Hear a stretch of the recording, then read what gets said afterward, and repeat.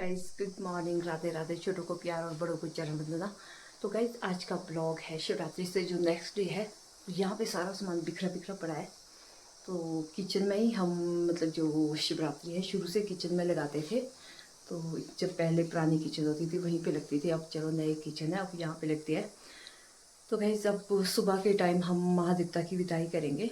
तो आज मौसम क्लॉडी नहीं मतलब रैनी है। तो बाहर मतलब अंधेरा अंधेरा है, 7 बज गया है, 7 नहीं 7:15 बज गए हैं, पर अभी भी अंधेरा है। पर इसका टाइम यही होता है, 7 बजे के बाद महादेवता जी की विदाई होती है। तो कैसे आप देख सकते हैं कि मेरे पीछे पूरा मंडप सजा है। कल हमने इसके पूजा भी की थी।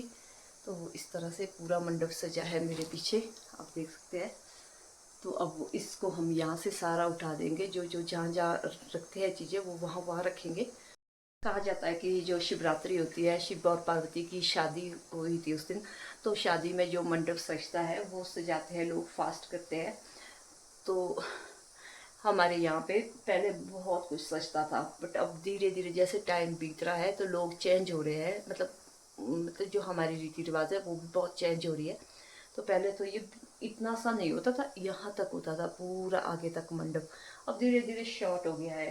पहले डेरिया लगती थी, अब कटोरियाँ लगती है, कटोरियों में सारा अनाज लगता है।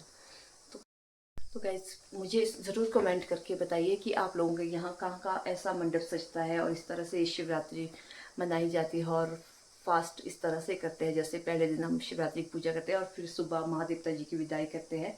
तो मुझे ज़रूर कमेंट करके बताइए, और कौन कौन कहाँ कहाँ से मेरा ब्लॉग देख रहे हैं। तो ये हमारा पहाड़ी कल्चर है। तो मुझे लगता है कि ये अपर शिमला में ही मनाया जाता है। अपर शिमला में मनाए जाते हैं, शायद कुल्लू वगैरह मनाया जाता है। तो जो लोअर हिमाचल है, अपर हिमाचल में सब में मनाया जाता है। जो पहाड़ी एरिया है इस तरह के ही मंडप सजता है। और मंडी में तो शिवरात्रि का मेला भी लगता है। मंडी की शिवरात्रि यहाँ बहुत फेमस है हिमाचल में। तो कुल्लू का दशहरा और मंडी की शिवरात्रि बहुत ज़्यादा फेमस है।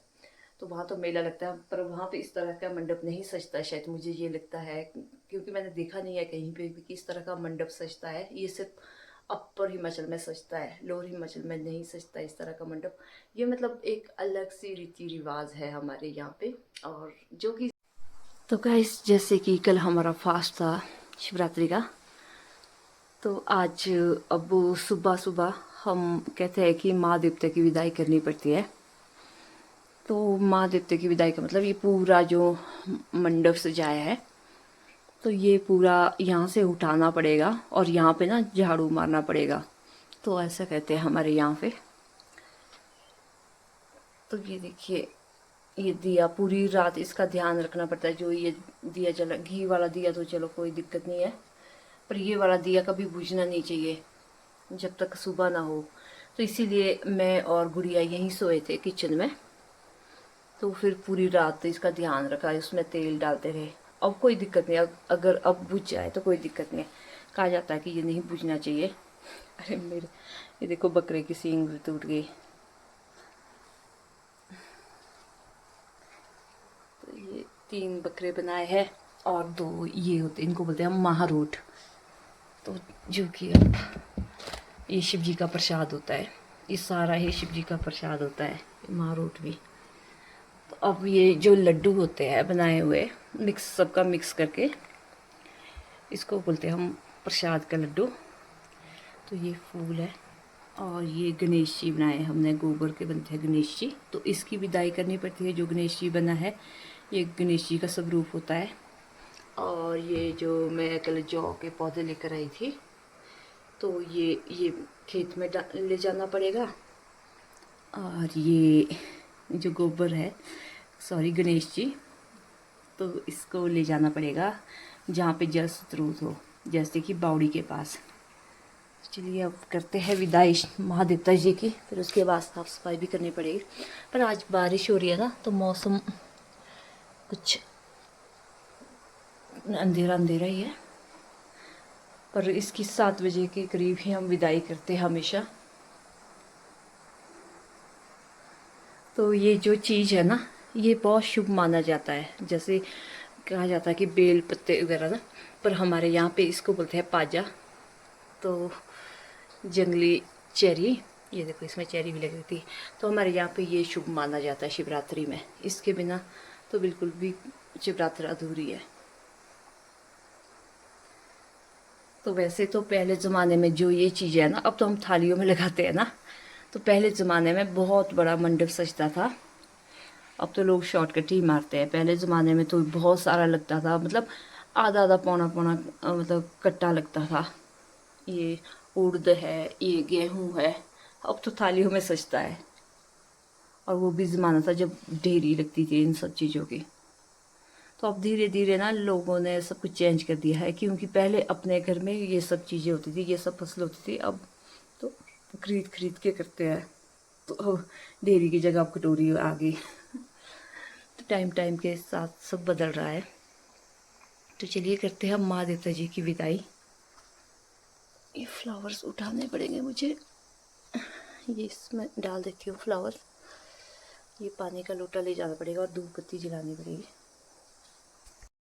तब ले जाते हैं माँ देवता जी को। और जो हमने बाकी सारी चीज़ें बनाई थी वो मैं दिखाती हूँ आपको। यहाँ पे रखी थी हमने, ये देखिए, ये कुछ अभी भी, ये देखो गाइस, इस साल हमने ऐसे बड़े बनाए हैं। तो इसे भी ज़्यादा मतलब बहुत ही बड़े बड़े बनते हैं। और ये मालपूड़े और ये वो कच्चे पापड़ और ये जो बकबीट से बना था, इसको भी बोलते हैं चूड़े, बोलते हैं इसको पहाड़ी में। और ये पोल्डू पकवान।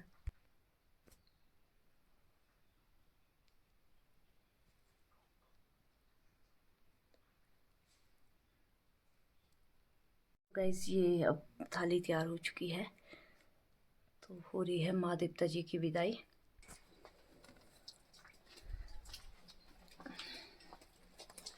ये देखिए मौसम आज भी बारिश हो रही थी, अभी थोड़ा सा थम गया है। रब्बा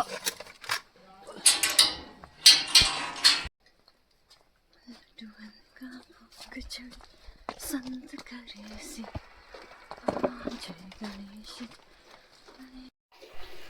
तो ये ना जो हमने जो कल जौ लाए थे महादेवता के पास, तो अब इनको खेत में लगाते हैं इस तरह से। तो मैंने कहा था कल पिछले ब्लॉग में कि इसको ना इस चीज़ का प्रतीक माना जाता है कि अगर हम ये चीज़ें महादेवता के पास रखें तो इससे अच्छी फसल होगी। पहले ज़माने में ये मान्यता थी, बट हम अभी भी उन्हीं चीज़ों को फॉलो कर रहे हैं जो भी पुरानी मान्यता है।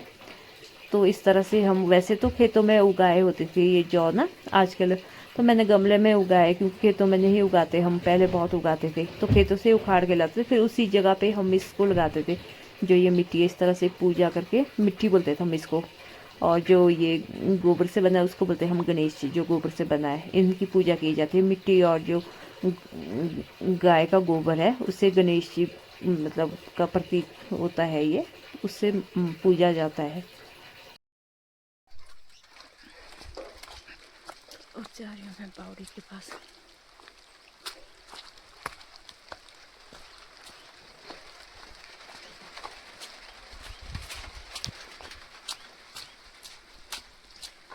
कि किसी ने पहले यहाँ पे गणेश जी रखा है, मैं भी यहाँ पे गणेश जी रखूँगी और फिर पूजा करूँगी गणेश जी की। जय होम भोलेनाथ, जय होम गणेश देवता जी।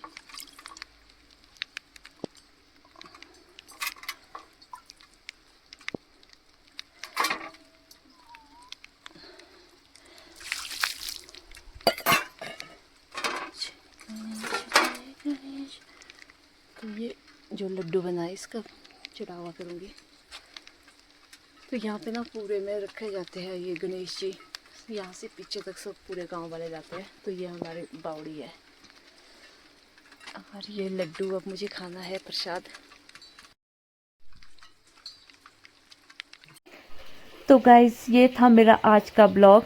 तो इस तरह से हमारा जो कल्चर है, यहाँ के रीति रिवाज है अपर हिमाचल की, तो मैंने वो शेयर किया आप लोगों के साथ। तो कैसा लगा मेरा ब्लॉग ज़रूर कमेंट करके बताइए।